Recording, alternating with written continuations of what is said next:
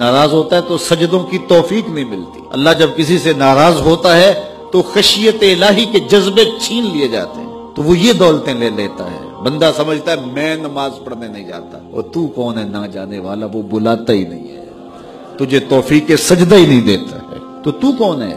تو بھاگتا ہوا جائے. یار کسی کو کارڈ آیا ہو کسی منسٹر کا تو وہ کئی لوگوں کو دکھاتا پھرتا ہے. آج کل تو وہ جو ہے وہ شیئر کر دیتے ہیں، جی مجھے فلاں نے بلایا ہے، تو لوگ جلیاں ڈالتے ہوئے جاتے ہیں فلاں نے بلایا. تو رب نے بلایا ہو تو کوئی جائے نا، او میاں تجھے اس نے پھر بلایا ہی نہیں. تیرے سے ناراضگی ایسی ہے کہ تیرے کانوں سے آواز تو ٹکرائی ہے لیکن تیری روح تک نہیں پہنچی. اس نے روک دیا ہے راستے میں. اللہ فرماتا ہے کہ ہم ان کے کانوں میں پردے ڈال دیتے ہیں، ان کی آنکھوں پہ پردے ڈال دیتے ہیں، ان کے دل پہ پردے ڈال دیتے ہیں. تو بندہ کہتا ہے میں نہیں پڑھتا، تو کون ہے نہ پڑھنے والا؟ وہ تمہیں بلاتا نہیں، اس قابل نہیں سمجھا گیا، کیونکہ تو نے اس کے حکموں سے منہ موڑا، اس کی فرما برداری کو چھوڑا، تو پھر اس نے بھی تجھے راندہ درگاہ کر دیا.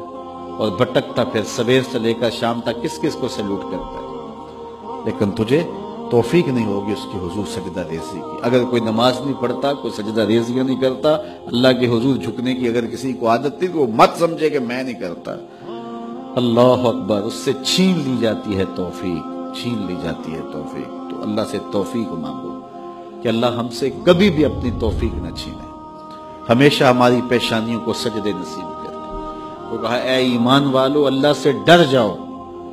اللہ اکبر، یعنی اس سے محبت کرتے ہو تو اس کی ناراضگی سے ڈر جاؤ، کہیں وہ روٹھ نہ جائے، وہ ناراض نہ ہو جائے. وَلْتَنْظُرْ نَفْسٌ مَا قَدَّمَتْ لِغَدٍ، ہر جان یہ دیکھے اس نے آنے والے کل کے لیے آگے کیا